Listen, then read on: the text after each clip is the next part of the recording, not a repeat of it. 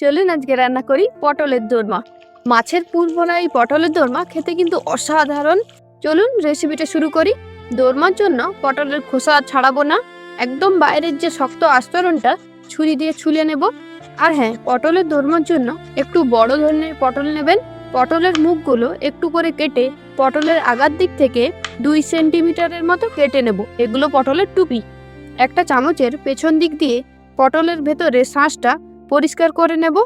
একটু সাবধানে করবেন, পটলের ধারগুলো যেন কেটে না যায়। পটলের শাঁসগুলো বেটে নেব, পুর তৈরিতে কাজে লাগবে। আমি এখানে পটলের দোরমাতে লম্বা লম্বা করে কাটা আলু ব্যবহার করছি, আপনারা না চাইলে নাও দিতে পারেন।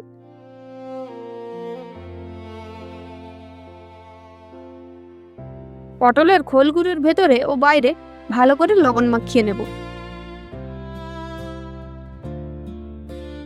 কিশমিশ কুচিয়ে নেব।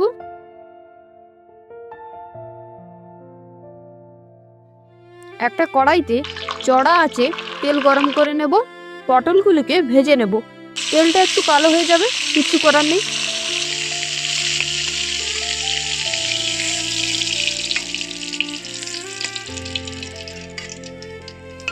টুপিগুলোকেও একইভাবে ভেজে নেব।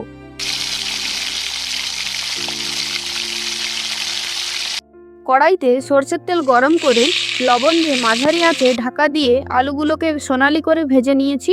পুর বানিয়ে নেব। তার জন্য কড়াইতে সরষের তেল গরম করে পটলের শাঁস বাটাটা দিয়ে দেব। এরপর লঙ্কা গুঁড়ো, হলুদ গুঁড়ো, জিরে ধনে গুঁড়ো দিয়ে দেব। আর দেব কাঁটা ছাড়ানো ভাজা মাছ, আপনারা চাইলে সেদ্ধ মাছও ব্যবহার করতে পারেন। এরপর সব কিছু ভালো করে মিশিয়ে নেব। গ্যাসের ফ্লেমটা মিডিয়াম রাখবেন। মাছটা যেহেতু ভাজা, তাই এই সময় খুব বেশি ভাজবো না। শেষে আধ গুঁড়ো করা বাদাম আর কিশমিশ দিয়ে মিশিয়ে নামিয়ে নেব।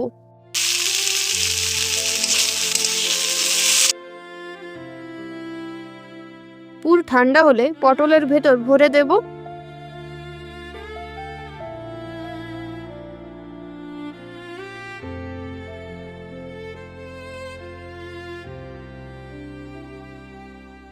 এরপর পটলকে টুপি পরিয়ে দেব।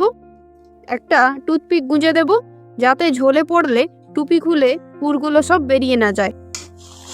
কড়াইতে সরষের তেল দিয়ে পরিমাণ মতো লবণ দিয়ে আদা বাটা দিয়ে দেব। খুব ভালো করে ভাজা ভাজা হয়ে গেলে পরিমাণ মতো লঙ্কা গুঁড়ো, হলুদ গুঁড়ো দিয়ে দেব। এরপর টমেটো বাটা দিয়ে মশলা কষিয়ে নেব।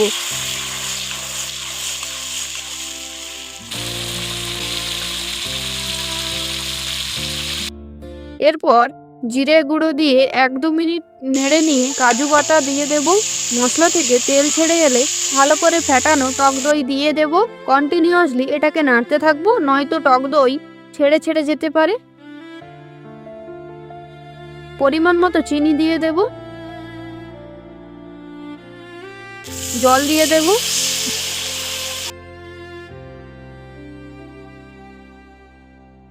ঝোল ফুটে উঠলে আলু দিয়ে দেব।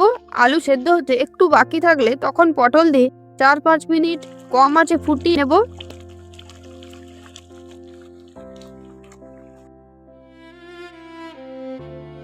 এরপর গ্যাস অফ করে ঘি দিয়ে দেব। এরকম অসাধারণ পটলের রেসিপি পেলে মাংসের খোঁজ করে কি। আর হ্যাঁ, চ্যানেলটা সাবস্ক্রাইব করতে ভুলো না যেন।